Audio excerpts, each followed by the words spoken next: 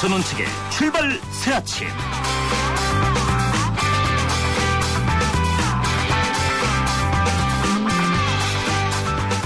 여러분 안녕하십니까. 출발 새 아침의 전원책 변호사입니다. 국회가 쉬었던 8월 한 달 동안 본회의장 리모델링 공사를 했습니다. 의원들 자리에 있는 전용 컴퓨터도 전부 새 것으로 교체했다고 하는군요. 제 기억이 맞다면 작년 6월 개원 때 교체한 것을 1년 만에 바꾼 겁니다. 컴퓨터와 본회의장 서버 전광판을 교체하는 데만 모두 60억 원이 들었습니다. 국회 사무처 변명이 그럴듯합니다. 보안 강화를 하고 대리투표 방지의 목적도 있다고 합니다. 그러니까 대한민국 국회의원들 대리투표를 해왔다는 겁니다. 그리고 컴퓨터도 아이디와 비밀번호를 입력해야 접속이 되도록 했다는군요.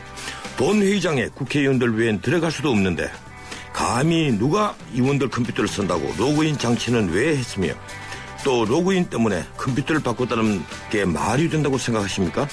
이분들 복진이 뭐니 하는 건 서구를 잘 또 흉내내면서 국민들 세금 두려워하는 건 도무지 흉내낼 생각을 하지 않습니다. 9월 3일 화요일 순서입니다. 통일당 이석기 의원 체포동의안이 보고됐습니다. 민주당이 그 처리를 놓고 고민에 빠졌습니다. 일부에서 민주당 전략홍보본부장 민병두 의원을 만납니다. 정부의 8.28 전 월세 대책이 나온 지 일주일이 지났습니다. 부동산 시장이 조금씩 움직인다는 소식입니다. 2부에서 전월세 대책 향후 전망에 대해서 장용봉 대기자 의견을 듣습니다. 좀비 PC가 문제가 되고 있습니다. 누군가가 내 컴퓨터를 제 마음대로 움직인다는 건데요. 3부에서 전문가로부터 그 실태와 대책을 알아봅니다. 화요일은 문화를 울리는 세상 준비되어 있습니다. 전인책의 출발 사진 출발합니다.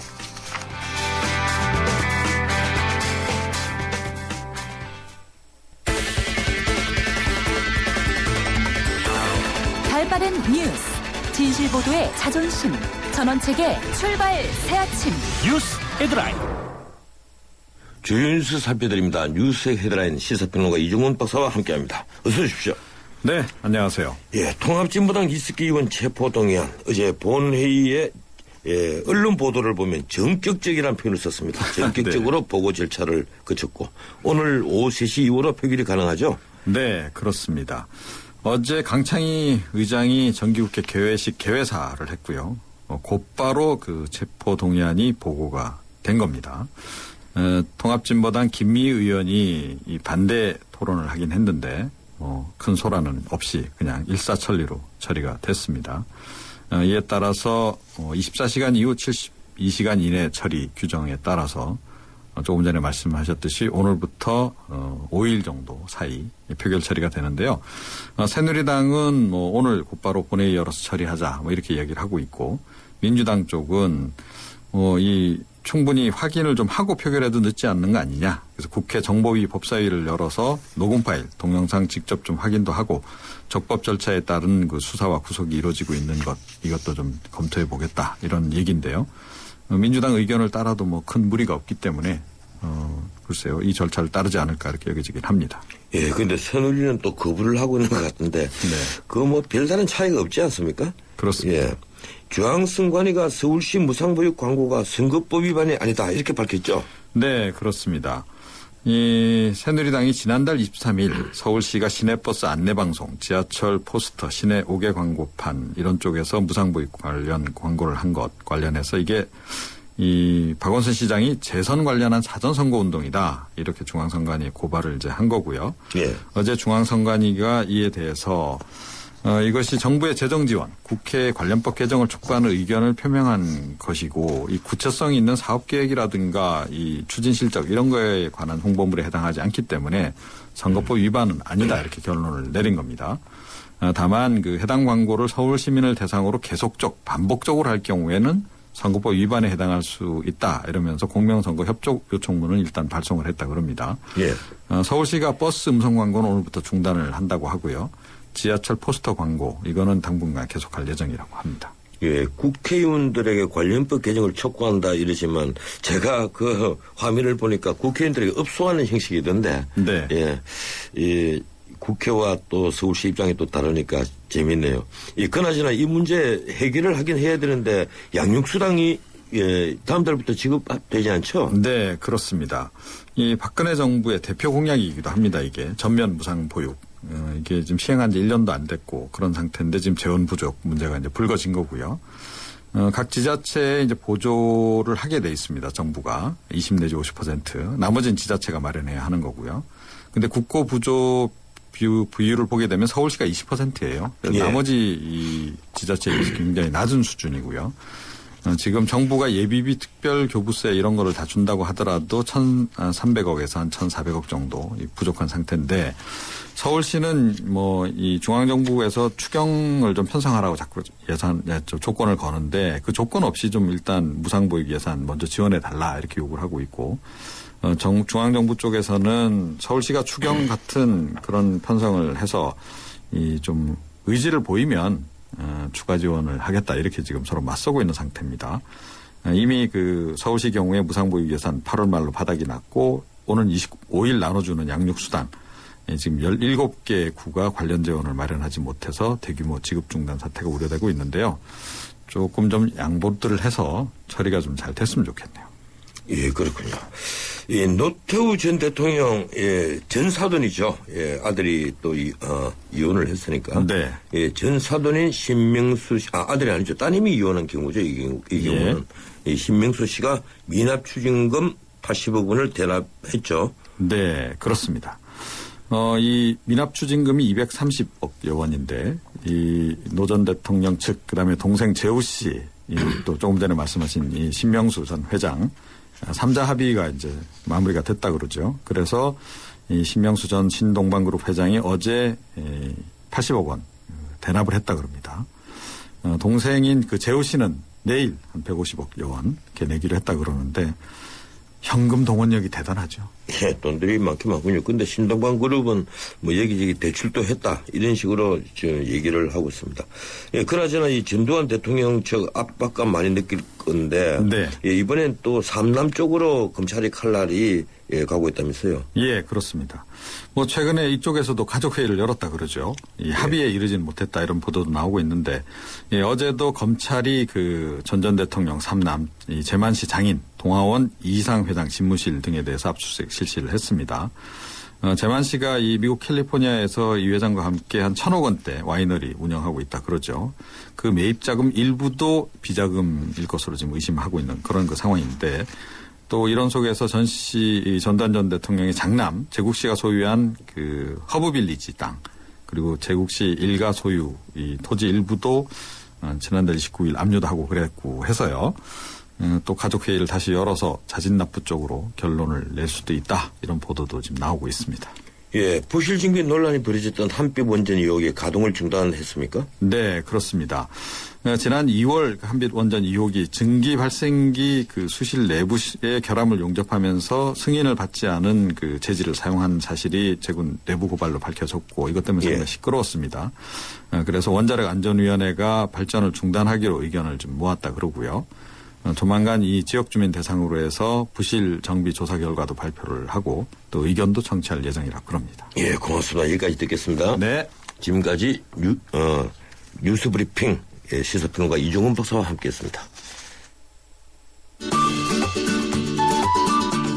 여러분의 아침을 여는 출근길 시사 프로그램 전원책의 출발 새 아침.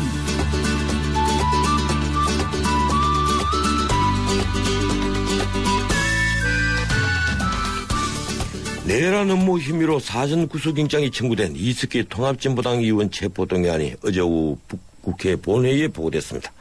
체포동의안이 본회의에 보고되면 24시간 이후 72시간 이내에 처리하게 되는데요. 재직의원 과반수 출석에 과반수 찬성이 필요합니다. 그런데 그게 또 쉽지만은 않은 것 같습니다. 민주당은 체포동의안 처리에 원칙적으로 공감하는 분위기였으나 막상 체포동의안이 보고되자 민주당 일각에서 정보위와 법사위 개최를 요구하고 나선 겁니다. 새누리당은 국회의장이 직권으로 본회의를 열 수 있다면서 신속한 처리를 압박하고 있는 형국입니다. 지난해 총선에서 통합진보당과 야권인들 한 민주당도 이번 사태에 일말의 책임이 있다는 지적도 있습니다. 민주당의 전략과 대응이 궁금합니다. 민주당 민병두 전략공보본부장 전화로 연결되어 있습니다. 안녕하세요, 민 의원님. 예, 안녕하세요. 예, 정말 오랜만입니다. 네, 오랜만입니다. 예. 이석기 의원과 통합진보당 당원들이 내란 업무 사건, 우선 민 의원님께서 어떻게 보셨습니까? 일단 이석기 의원과 경기동부연합으로 우선 정확하게 성격을 아직은 할 필요가 있다고 보고요. 통진당 전체가 연결되어 있는지에 대해서는 통진당 스스로가 정확한 진상조사를 통해서 진상규명위원회를 설치해서 밝힐 필요가 있다고 생각합니다. 현재까지 드러난 바로는 이석기 의원과 경기동부연합 혹은 아로라고 하는가요? 예. 그 사람들은 굉장히 고립된 친북주의자, 세계사적으로나 국내 정서에서 고립된 친북주의자들의 어떤 망상, 피해 망상, 또 영웅심 이런 것들이 결합돼서 굉장히 이질적인 광신교적 어떤 그런 분위기를 갖다가 스스로 만들어내고 용납될 수 없는 행동을 하고 뭐 이런 걸로 비춰집니다. 예. 그러니까 이적동조의 행동이 분명한데 내란 음모까지 인지에 대해서 약간 좀 불투명한 것도 있습니다. 예. 근데 이적동조 수준이 굉장히 높다는 것이죠. 뭐 무기를 만들자고 한다든지 이런 것들은요. 예. 우리 민 의원님도 과거에 이 신문사 정치부장 출신이시니까 좀 보는 눈이 다른 의원들에 비해서 좀 예리한 것으로 생각이 드는데, 민 의원님께서는 통진당과 이 아로 혹은 경기동부연합을 구분을 하셨는데, 일반 국민들은 이제 거의 같이 보는 것 같아요. 예. 그래서 지금 통합진보당 자체를 이제 일반 국민들이 배관시하는 그런 경지까지 왔는데, 문제는 이 진보당이 지금 다시 역공을 하고 있다는 겁니다. 국정원이 계획을 들여서 이 진보당원을 매수해서 수년간 사찰을 벌인 공작 사건이다. 그리고 장난감 총 정도 얘기한 것을 가지고 무슨 내란 업무냐, 이런 식의 공격입니다. 어떻습니까? 글쎄 이번 공소장 아니죠. 구속영장을 보면. 예. 3년간 내사를 했다는데 내사한 내용이 없습니다. 구속영장에도 구속을 해야 하는 이유로 RO라고 하는 것이 있는데, RO의 생성 시기와 조직 활동 내역을 잘 파악이 안 되고 있다. 그러니 구속수사할 필요가 있다. 하는 게 국회의원 체포동의안도 마찬가지고요. 예. 법원의 구속영장도 마찬가지입니다. 거기서 나타난 내용을 보면 5월 12일 날 문제의 발언이 전부이거든요. 예. 그 문제의 발언 이외에 나머지는 그렇게 영장을 갖다가 발부할 정도의 사안은 아닌데, 사실 5월 12일 발언은 심각한 문제죠. 그런 얘기를 하고 그런 강연을 하고 있다고 한다면 이석기 의원은 스스로 국회의원을 갖다가 저는 그만둬야 한다고 생각을 합니다. 그러나 그 발언을 가만히 놓고 보면 이 사람들이 북한하고 직접 연계된 것 같지는 않아요. 왜냐하면 폭탄 권총 제조법을 인터넷을 통해서 연구하자고 하는 거 보면 북한에 직접 연결되어 있는 것 같지는 않다 하는 생각이 들고, 두 번째는 대한민국 최고의 반국가 조직이 저 정도 어떤 망상가적 집단이라면 대한민국이 좀 안전하다 하는 생각도 역으로 해봅니다. 예. 어쨌거나 하여간 이 집단의 행정에 대해서 용납할 수가 없는데, 그들의 반기억의 빌미를 준 것도 국정원이라고 생각이 됩니다. 왜냐하면 아까 말씀드린 바와 같이 구속영장에 적시되어 있는 혐의가 5월 12일 발언 빼놓고는 거의 없어요. 예. 그것도 빌미를 줬다고 생각합니다. 예, 그렇군요. 그러니까 국정원과 지금 어떻게 보면 경기동부연합이 상호 의존적으로 공생하고 있다 이렇게 보는 거죠. 국정원은 자기의 살 길을 찾기 위해서 경기동부연합을 정도 이상으로 괴물화하고 있고, 또 경기동부연합은 국정원의 허점을 갖다 비집고 들어가면서 자기가 생존하려고 하는, 마치 과거의 유신 독재와 북한의 사회주의가 상호 의존적으로 독재화되어가는 그런 모습을 보고 있다고 생각합니다. 예, 이 국정원의 이번 수사를 그러니까 좀 이 과장된 것으로 그렇게 보고 계시다는 거죠? 아니죠. 그 팩트가. 예. 그 팩트는 분명히 그 5월 12일 발언은 경기동부연합과 이석기 얘기한 것처럼 편집 왜곡됐을 거라고 보지는 않습니다. 그 방대한 분량을 거기서 설령 한두 마디의 속기가 잘못됐다고 해도 녹취가 푼 것이 잘못됐다고 할지라도 큰 본질이 말하고자 하는 의도가 왜곡됐다고 보지 않는데, 그 자체는 굉장히 심각하다는 거죠. 예. 그 자체는 굉장히 큰 문제라는 거죠. 있을 수 없는 발언을 했다고 하는 것이죠.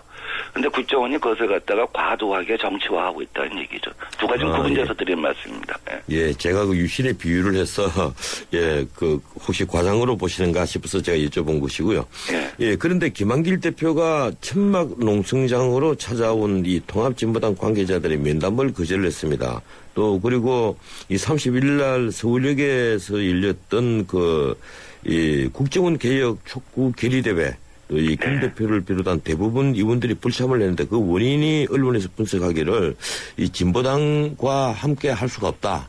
그래서 안 간 것이다. 이제 이런 보도가 있었는데 지금 그렇다면 민주당이 확실히 통합 진보당과 선을 긋는 겁니까? 우선 천막에 찾아와서 이제 일종의 뭐 연대라고 할까 보호라고 할까 지원이라고 할까 이런 걸 요청하려 온 건 사실입니다. 근데 예.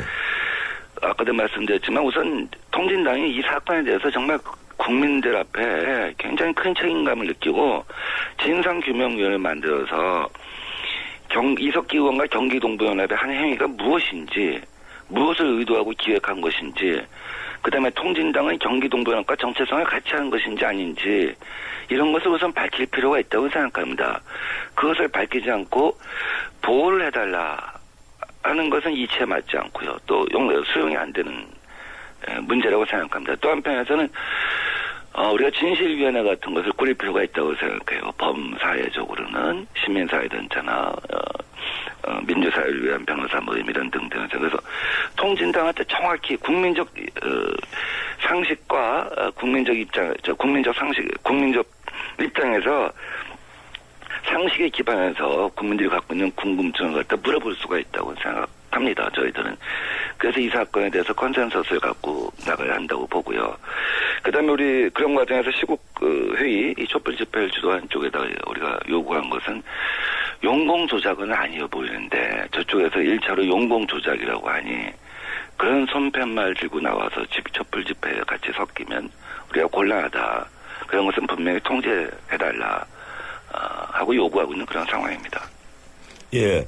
이 민민두 의원께서 그 다른 인터뷰를 제가 읽어보니까 국정원 전면 개혁 전국에서 초강소를 둔 것 같다. 이렇게 그 말씀을 하셨던데. 추가 설정이요? 예. 사건을 터뜨린 시점을 의도적으로 보는 겁니까? 예. 이 사건이 되게 이제 송치되고 발표되고 이런 시점들 갖다 이제 계산을 해보면 예. 우선은 국정원에 대한 국민적 개혁 요구가 굉장히 이제 가장 정점에 올라가고 있는 그런 순간에 이거 갖다가 발표를 한 거죠. 그리고 구속영장을 보면 그 수사의 정도, 내사의 정도가 굉장히 낮은 단계라는 것이죠. 예. 5월 12일 발언이 그 정도의 심각한 문제라면 바로 그 공론을 했든지 아니면 정말 내사를 했다고 한다면 상당히 숙성을 시켜서 정말 조직을 다 파악을 하고 활동 내용을 파악하고 구속영장을 신청하든지 해야 되는데 이것도 아니고 저것도 아닌 상황이라고 보는 거죠. 그래서 상당히 정치적 기획, 정치적 의도가 있다. 사실 여부와 다르게 예. 그런 생각이 드는 거고 되게 그것이 추석 전에 1차 수사 결과 발표 또 10월 30일 재보선 전에 종합수사 결과 발표가 예정된 것으로 이제 보입니다만 당초 의도와 다르게 사실 사건 내용이 다 공개되지 않았습니까? 예. 지금 5월 12일 발언 빼놓고는 영장을 보면 새로운 것이 없는 것 같아요. 그래서 어떤 정치적 의도는 생각했던 것만큼 크지 않을 수도 있다, 반감될 수도 있다 이렇게 보는 것이죠. 예. 그런데 그 인터뷰를 보니까 이 청와대 김기춘 신임 비서실장의 등장과 이 사건 수사와 연결을 좀 시킨 것 같던데요. 예, 김기춘 비서실장이 공안검사 출신인데, 그래서 공안정국의 그 수사 배경이 아니냐, 이렇게 보는 것 같습니다. 예, 김기춘 비서실장을 갖다가 새로 임명할 때, 비서실장을 교체할 때, 언론에 보도된 바로는 두 가지 아니었습니까? 교체 이유는 검찰 등을 통제 관리하고 있지 못하다. 그래서 지난번 국정원의 댓글 사건을 갖다가 선거법 위반으로 기소하게끔 검찰을 방치했다 하는 것이 하나고요.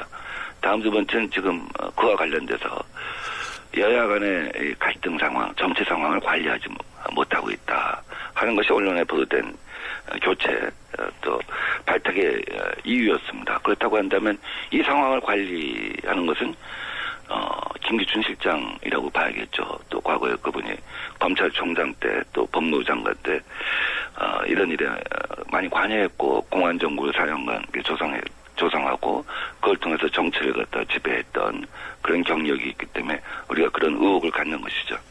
예, 그렇다면 이번 사건의 지휘사령탑을 김기춘 실장으로 보시는 겁니까? 지난번에 남재준 원장이 남북정상 대화록을 갖다가 임의로 비밀 해제하고 공개함으로써 사실 오늘의 이 정치 상황을 갖다 만들었죠. 그 파국을 만들었죠. 그 남재준 원장이 어떻게 보면 국정원 개혁에 대한 1차 말하자면 도발을 한 거였다고 한다면 지금 김기춘 실장이 이 상황을 관리하고 있다고 한다면 더더욱 큰 문제겠죠. 더더욱 큰 책임이 있다고 봅니다.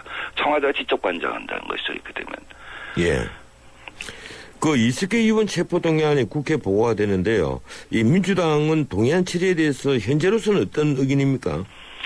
저희가 어저께 접수하는 것을 갖다가 어제 본회의를 갖다 소집을 해서 접수하는 것에 동의를 했죠. 그 일부 의원들은 그래도 국회는 민의의 전당이고 민주주의의 마지막 보루인데 영장을 집행하는 과정이랄지 뭐 등등 여러 가지 문제점에 대해서 국회는 따져보는 것이 의무이다.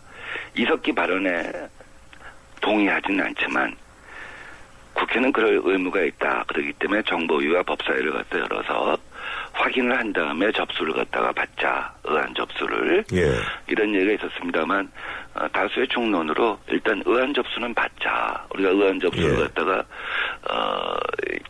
연기하게 되면 보류하게 되면 민주당이 마치 이석기 의원을 갖다가 발언에 동의한 것처럼 비춰질 수가 있기 때문에 의안 접수는 받고 그 다음에 법사위와 정보를 갖다 수집해서 확인해 볼 수 있는 것은 확인해 보고 72시간 내에 표결하면 되니까 그 사이에 우리가 충분한 판단을 하고 토론을 하고 결정을 하자. 이런 식으로 어저께 되게 의총에서 입장이 통일됐죠. 근데 과거에 체포동의안이 국회에 넘어왔을 때는 그 관련 상임위를 열었습니까? 관련 상임위를 연 건 아니죠. 예. 관련 상임위를 연 건 아닌데 이번 경우는 원체 국면의 성격도 복잡하고 사안의 성격이 굉장히 특이하기 때문에 그럴 필요가 있다 하는 의견을 갖다가 제시한 분도 있었던 것입니다.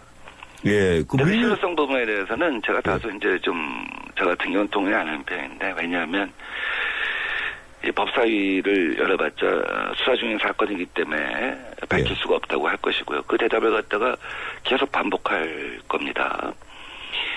정보위를 열면 비공개죠. 거기도 계속 그 답변을 반복할 텐데 다만 필요에 의한 경우는 자기들이 의혹을 부풀리고 싶은 부분이 있다면 그 부분은 오히려 과감하게 얘기하고 여당 의원들을 통해서 부풀리기를 시도할 가능성도 있기 때문에 좀 실익이 없다 이렇게 보는 거죠. 예. 제 개인적인 판단입니다. 예, 새누리당에서는 지난 총선에서 야권 연대를 한 민주당의 책임론을 제기하고 있거든요. 어떤 의견이십니까? 어떻게 보면 새누리당 책임이죠. 그렇게 얘기하면요. 그런 논리의 확대는 문제가 있다고 봅니다. 왜냐하면 비례대표는 정당 득표에 의해서 배분되는 거 아닙니까? 예. 이석기 의원의 순번은 통진당 당원들이 결정한 거고요. 1번이든 2번이든 3번이든 거기서 몇 위까지 당선되냐 하는 것은 각 정당이 각자 노력해서 얻은 득표를 갖고 결정한 것이죠. 우리가 일부러 득표를 갖다 적게 해서 통진당의 이석기 의원이 당선되도록 도와줬다.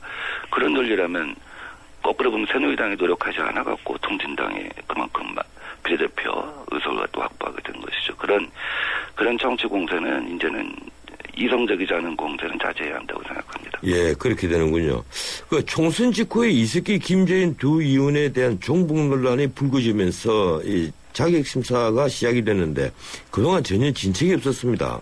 그 점은 어떻게 보십니까? 그거는 아마 그때 저거였죠. 부정선거 때문에 그랬죠. 예. 부정선거 논란. 근데 나중에 검찰이 기소했을 때는 이석기 의원이 그 기소에 포함이 되어 있지 않습니다. 그러니까 이석기 의원의 직접적인 개입 행위를 발견하지 못했다는 것이죠. 그러다 보니까 새누리당에서도 그 문제에 대해서 제기를 갖다 특별히 강하게 하지 않았고 그러다 보니까 시간이 흘러간 것으로 보고 있습니다. 지금 보수단체와 새누리당 일각에서는 진보당 해산까지 주장하거든요. 헌법 8조에 의해서 이 통합진보당이 민주적 기본질서 위배한 정당이니까 해산해야 된다는 겁니다. 어떻습니까? 민주적 질서를 위반했다고 한다면 해산해야겠죠. 근데 민주적 질서를 위반했는지 여부를 우선 확인해야 되지 않겠습니까? 예. 제가 아까 말씀드린 것처럼 이석기 의원과 경기동부연합 이건 큰 문제라고 생각합니다. 굉장히 심각한 문제가 있다고 생각합니다. 절대 용납할 수 없다고 생각합니다. 그들의 조국이 어딘지를 갖다가 밝혀야 한다고 생각합니다. 저는 대한민국이랑 같이 이것을 부정하는 세력과 같이 정치를 할 수 없다고 생각합니다. 그렇기 때문에 통합진보당은 지금 경기동부연합과 정체성을 같이 하는지 안 하는지를 갖다가 분명히 국민 앞에 소명해야 한다고 생각합니다. 예. 이제 시간이 별로 없는데 현안 몇 가지만 좀 짧게 여쭤보겠습니다. 지금 여야 대치 정국이 여전한데요. 예, 아마 선양자회담 후 오자회담 얘기가 나왔습니다만은 청와대가 거기에 대한 응답 없이 박 대통령이 내일 아마 해외 순방에 나갈 것으로 보입니다. 앞으로 민주당 어떻게 하실 겁니까? 그럼 박근혜 대통령의 태도에 달려 있다고 생각합니다.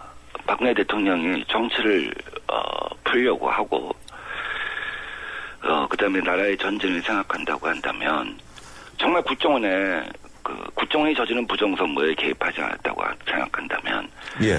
지난번 대선은 국정원이 저지른 부정선거죠. 박근혜 대통령 후보가 개입한 부정선거는 아니라고 봅니다. 예. 그렇다고 한다면 오히려 당당하게 지금 국정원을 개혁해야죠. 책임자를 처벌해야죠. 민주주의를 전진시켜야죠. 그런데 이제 박 대통령 사과를 요구를 하고 그걸 의제로 삼으니까 더 진척이 없는 것 아닙니까? 어떻게 보면 박근혜 대통령은 예. 사법적 기록에 국가정보원이 선거에 관여한 그러한 기록하게 되죠. 또 사초에도 그런 기록이 남겠죠. 그러니까 오히려 정치적으로 여야가 만나서 이 문제에 관해서 지난 대선에 대해서 화해하고 상황을 종료시킨 것이 필요한 거죠. 그러기 위해서는 박근혜 대통령의 사과가 필요한 것이고 총체적 유감 표명이 필요한 것이고 그걸 통해서 어떻게 보면 그 내년의 정치라고 하는 것이 더 한 단계 전진할 수가 있는 것이죠. 예, 지금 국정원 선거 개입 문제는 사법부 지금 판단 중이거든요. 네. 예, 지금 원소은 전 원장이라든가 국정원에서는 부인을 하고 있고요. 선거 개입한 사실 없다고 부인을 하고 있으니까 그래서 더더욱이나 그 청와대에서 이 사과와 어떤 문제에 대해서 그 진일보된 발언이 못 나오는 것 같습니다. 예, 그건 그렇고요. 지금 장외투쟁 계속 하실 겁니까? 아까 말씀드린 것처럼 박근혜 대통령의 태도에 달려 있다고 생각합니다. 예. 박근혜 대통령이 정말 나라와 민족, 국가를 생각한다고 한다면 이 상황을 풀어야 될 것이고 대통령이 풀지 않는다면 이 상황은 지속될 것입니다. 예. 지금 이 박 대통령에 대한 국정 지지율이 60%를 넘어섰는데 이런 박 대통령의 고공행진 그 점을 어떻게 보십니까? 그러니까 바닥 지지율하고 실제 지지율하고 수치상의 지지율은 좀 다른 것 같아요. 왜냐하면 물론 이제 수치상으로도 보면 이중적이죠. 예. 경제, 민생, 복지에 대해서 아주 낮은 점수거든요. 예. 근데 외교, 안보, 통일 이런 것에 대해서는 굉장히 높은 점수를 얻고 있는 것 같아요. 근데 결국 사람들이 판단하는 것은 내가 먹고 사는 경제, 민생 문제거든요. 예. 결국은 그쪽으로 귀결될 수밖에 없기 때문에 여기서 대통령이 굉장히 주의와 경각심을 갖고 정치를 갖다가 풀려고 해야 한다는 것이죠. 예, 이 시간 초과했지만 한 질문만 더 드리겠습니다. 민주당이 색깔을 파란 색깔로 바꿨는데 설마 보수당으로 바뀐 건 아니겠죠? 색깔 왜 파란색이 보수당의 전용 색깔은 아니고요. 우파의 색깔은 맞죠? 우리 서울시내에 가장 우리 눈에 띄는 버스 있지 않습니까? 대중이 가장 많이 이용하는 교통수단. 그게 지금 청색 아닙니까? 태극 청색? 예. 그러니까 항상 대중과 함께 하겠다, 국민과 함께 하겠다. 그런 뜻을 담고 있는 것이죠. 알겠습니다. 그렇군요. 예, 오늘은 여기까지 듣겠습니다. 고맙습니다. 네, 감사합니다. 예, 지금까지 민주당 민병두 의원이었습니다. 예, 출발사침 1부였고요. 잠시 뒤 2부 이어갑니다. 예, 전세계 출발사침 2부 시작합니다. 지금 시각은 7시 41분 40초 되고 있습니다. 잠시 광고 하나 듣습니다. 지난 수요일 발표된 정부 여당의 8.28 전월세 대책이 나온 지 일주일이 지났는데요. 서민경제를 위한 전월세 해법의 핵심은 전세 수요를 주택 매수 수요로 돌리는 매매 활성화였습니다. 그런데 국회에서 핵심 쟁점이 될 취득세 양도세의 문제는 여전히 뜨겁기만 합니다. 지금 부동산 시장 어떻게 움직이고 있을까요? 헤럴드 경제의 장영동 대기자 전화 연결되어 있습니다. 장 기자님 안녕하세요. 네, 반갑습니다. 예. 서울시내 부동산 중개업소들이 좀 바빠졌다는 소식이 들리고 있는데요. 아파트 매매가가 14주 만에 반등했다고 하네요. 강북이 또 먼저 움직이고 있다는 보도도 있었습니다. 이 부동산 시장 상황 현재 어떻습니까? 네, 우리 주택시장, 부동산 시장에서 주택시장의 움직임을 보면 1년에 2차례 정도 바쁜 시기가 있는데요. 예.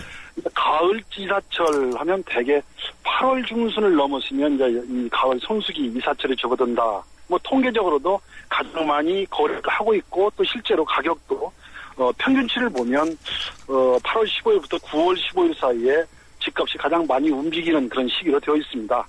예. 이런 성수기에 접어들고 있는 데다가 말씀하신 것처럼 8.28 대책이 이제 나오면서 사실은 시장은 굉장히 어떻게 보면 역동적으로 좀 움직일 수 있는 개연성이 상당히 커졌다 이렇게 보여지고요.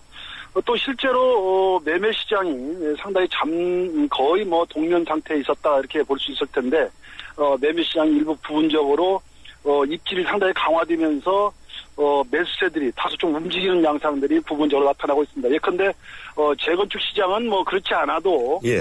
사실은 가을 시장 되면 그리고 유동성이 가장 큰 그런 시장이기 때문에 많이 움직이는 성향들을 보이고 있는데요. 호재만 있으면 이미 이제 가장 먼저 움직이는 시장으로 지금 바뀌어가고 있고요. 강북 시장 같은 경우들도 이제 소형 중심으로 많이 움직이는 그런 양상들이 부분적으로 나타나고 있습니다.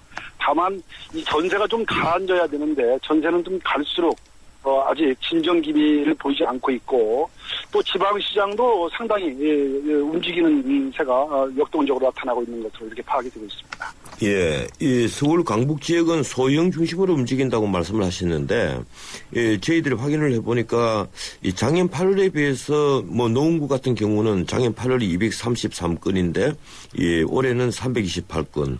그리고 동대문구도 거의 2배, 성북구, 중랑구, 구로구 등이 크게 증가를 했더라고요. 이 서울 그렇죠. 전체 거래량은 15.7%가 줄었는데, 근데 저희들이 네네. 분석을 해보니까 6억 원 이하 주택이 많아요.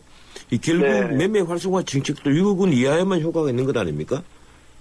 그렇습니다. 뭐 이제 대부분 6억 원 이하가 지금 수도권 같은 경우들은 전체 주택의 거의 90% 정도를 이렇게 차지하고 있는 이런 상황들이기 때문에 예. 아무래도 이제 그 주류를 이루고 있는 그런 시장, 특히 강북 쪽에 이제 집값이 좀 싼 그런 아파트들이 많이 존재하고 있고요.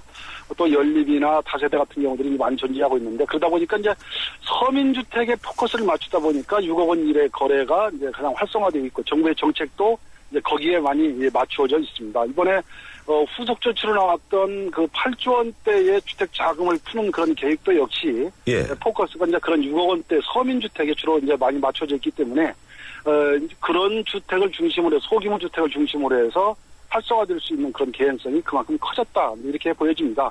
다만 주택시장에서 하나 좀 염두에 둬야 할 것은 강북시장의 움직임이 바로미터의 역할은 하지만 예. 강남시장을 너무 비중 있게 우리가 생각해서는 안 된다. 왜냐하면 강남에 고가의 주택들이 너무 맞춰 있다 보면 예. 주택시장이 자칫 왜곡돼서 정부의 정책이 나갈 수 있는 개연성이 크기 때문에 좀 전체적으로 수도권 전체적으로 좀 크게 시장을 보고 정책을 다뤄야 된다. 이런 점들은 말씀을 드리고 싶습니다. 예, 그렇군요. 이번에 가장 그 주목받았던 것이 바로 수익 모기지 그리고 손익 모기지 두 종류의 모기지인데요. 이 생애 최초 구입 단서 조건 때문에 매매에 얼마나 기여할까 하는 우려가 있는 상황이라는데 어떻습니까? 그렇습니다. 이제 뭐 생애 최초로 이렇게 제한되어 있기 때문에 집을 처음으로 구입하시는 신혼부부라든지 또는 사회 초년 가구 이런 가구들이 이제 어떻게 보면 포커스에 맞춰져 있어서 전체적으로 파급되기에는 제한적인 여건을 갖추고 있다 이렇게 보여집니다. 그럼에 따라서 기대치가 부분적으로는 좀 높지 않고 어떻게 보면 시장이 가을 시장 때문에 움직이는 거지 8.28 조치 때문에 움직이는 것은 아니다. 이런 분석도 나오고 있습니다. 다만 이번에 정부가 8.28 후속 조치로 자금 규모를 한 4조 5천억 정도로 이제 늘린 데다가 예. 가구 수만으로 보더라도 한 5만 2천 가구 정도 이런 정도의 지금 수의 규모를 이제 그 정도로 보고 있는데요. 이것은 지난해나 지지난해의 생애 취득 주택자금 대출 규모보다도 훨씬 커졌기 때문에 예. 뭐 거의 2배, 2배 수준으로 커졌다 이렇게 봐도 될 것 같은데요. 그렇게 된다면 역시 이제 파급 효과가 작년이나 재작년보다는 상당히 커질 것이다 이렇게 보여지고요. 또 하나 말씀드린 대로 이 수익이나 또는 손익 모기지의 이 공유하는 모기지의 형태가 이번에 정부가 새로 도입되는 그런 모기지이기 때문에 예. 보다 저리에 어떻게 보면 장기융자의 혜택 가구 수가 상당히 많이 늘어났다. 그래서 지금 뭐 그동안에 집 살 생각을 전혀 안 했던 사람들도 이런 모기지를 좀 활용을 해서 이번 기회에 좀 집을 사볼까 하는 어떤 그런 기대감들이 매우 커지고 있는 상황이거든요. 예. 이게 바로 이제 매수세로 연결이 된다면 역시 매매시장, 매수세가 좀 더 확대될 수 있는 개연성이 크고 그게 바로 서울 수도권 비교적 직장이나 이런 면에서 안정적인 그 신혼 가구 또는 사회 초년병들의 가구들이 이렇게 매수세 시장으로 나오게 된다면 그것이 이제 확대될 수 있는 개연성도 크고 역시 이 전세난 최근에 불거지고 있는 전세난을 다소 완화시킬 수 있는 여건도 충분히 된다 이렇게 보고 싶습니다. 예, 이 수익 손익 모기지에 들어가는 그 국민주택기금 그 연리한 1%의 그 장기 절이지 않습니까? 네네. 예, 이게 이제 역마진을 불러일으킨다 해서 이게 또다시 정부에 부담을 줄 것이다 이런 얘기인데요. 예, 이것이 성공하리라고 보십니까? 뭐 물론 재정이 충분하지 않은 가운데 이제 기금에 대한 어떤 그런 부실화 문제 이런 문제도 제기될 수 있는 충분한 여건이 있습니다. 뭐 우리가 과거에 외국의 여러 사례들을 보더라도 모기지가 부실화돼서 전체 기금이 망가진 이런 형태들을 많이 볼 수 있거든요. 예. 90년대 초반에 뭐 홍콩 같은 경우들도 역시 전체 금리가 모기지 금리도 밑으로 떨어지는 제로 포인트로 가버리는 어떤 상황들이 벌어지면서 모기지가 완전히 부실화 파산된 사례도 있고요. 역시 뭐 2008년도 글로벌 금융위기를 초래했던 미국의 서프라임 모기지도 역시 모기지가 완전히 망가져서 결국은 전체 금융을 굉장히 부실화시키는 이런 요인이 됐었는데요. 뭐 그런 여건이 경제적인 쇼크로 인해서 오지 않으리라는 부분은 없습니다. 그러나 역시 이제 경제의 회생 차원이라든지 그리고 주택 시장이 전반적으로 경제에 미치는 영향 이런 것들을 감안해 보면 부분적으로 모기지 특히 서민들한테 집중되어지는 이 모기지를 좀 활성화해서 우리는 그동안에 이 자가주택 정책을 너무 내세우다 보니까 예. 있는 사람 위주로 주택 정책이 많이 펼쳐진 게 사실이거든요. 그런 입장을 감안해 보면 서민들한테 보다도 혜택이 돌아갈 수 있는 모기지를 활성화해서 주거 안정을 시키는 대안 이건 역시 상당히 중요하다 이렇게 보고 싶습니다. 예. 지금 그 8.28 대책의 혜택을 받는 예비 구매자들도 지금 취득세 감면 여부를 지켜보는 관망세로 돌아서고 있다. 이런 보도도 있었습니다. 이 취득세 네. 영구 감면이 국회에서 통과될지가 미지수라는 거죠. 야당의 반발이 있기 때문에요. 어떻게 전망하십니까?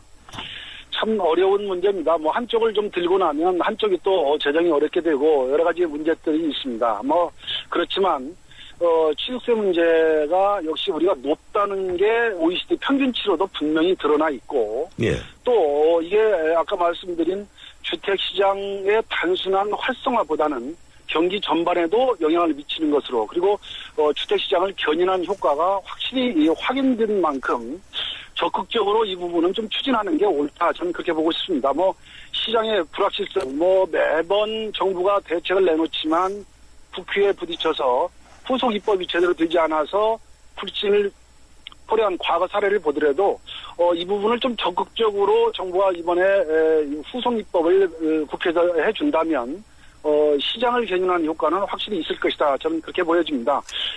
민주당 역시 이제 지방 재정의 어려움 그리고 지방 광역시들의 여러 가지 어려움이라든지 지자체들의 어려움들을 감안하면 역시 재정도 굉장히 중요하죠.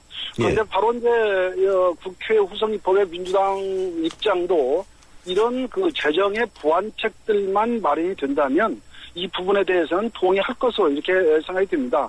양면성을 좀 잘 살려서 시장도 살리고 또 취득세를 많이 거두는 방법 또는 뭐 마냥 회복시까지 기다리기보다는 시장을 좀 활성화된다면 활성화된 만큼 취득세가 또 그만큼 늘어날 수 있는 개연성도 있기 때문에 효과적으로 처리하는 것이 가장 중요하다 이렇게 보여집니다. 예, 그렇군요. 이 최근에 전세에서 월세로 바뀌는 매물이 늘어나면서 월세 가격이 5개월째 떨어지는 것으로 나타나는데요. 그런데 임차인들이 전세에서 월세로 전환할 때 부담을 느끼고 있다. 이런 보도가 뒤따르고 있습니다. 어떻습니까? 네, 그렇습니다. 전세에서 월세로 전환된다면 매달 자금을 내야 되는 이런 사항들이죠. 굉장한 부담이 아닐 수가 없습니다. 우리가 전세제도가 꾸준히 유일하게 유지되어 온 그런 대안 중에 하나였는데 바로 자기의 돈이 매달 없어지는 돈이 아니고 보증금을 내게 되면 다시 찾아가지고 나간다라고 하는 것들이 굉장히 매력으로 존재했기 때문에 전세제도가 이제 우리한테는 굉장히 유리한 입장, 집 없는 사람들한테는 굉장히 유리한 입장이었는데요. 자꾸 월세로 전환되면서 매달 내야 되는 부담을 조금 더 덜을 수 있다면, 다시 얘기해서 이제 이번에 나온 그 모기지를 적극적으로 좀 활용을 해서 내 집을 마련한다면, 이런 입장에서는 다소 좀 덜할 거 아닌가. 산술적인 계산으로 되는 것은 아니겠습니다만은, 예. 정부가 내놓은 자료를 보면, 모기지의 활용도를 좀 높인다면, 연 100만 원에서 150만 원 정도 사이 규모는, 부담을 좀 덜 수 있는 것으로 통계치는 이렇게 나와 있습니다. 예. 어쨌든 주거가 안정되는 것이 여러 가지로 사회적인 기여 효과라든지 또는 경제적인 효과 이런 것들도 가져올 수 있는 여건이 드는 만큼 집을 살 수 있는 여유가 있는 분들은 집을 사는 것이 좋겠고요. 예, 또 예. 민간 임대주택 같은 경우들도 바로 그런 의미에서 좀 활성화돼야 된다 이렇게 보여집니다. 예, 오늘 여기까지 듣겠습니다. 고맙습니다. 네. 예, 지금까지 장영봉 대기자였습니다. 예, 출발사침 2부 함께 하셨습니다. 8시 뉴스데이 이어갑니다.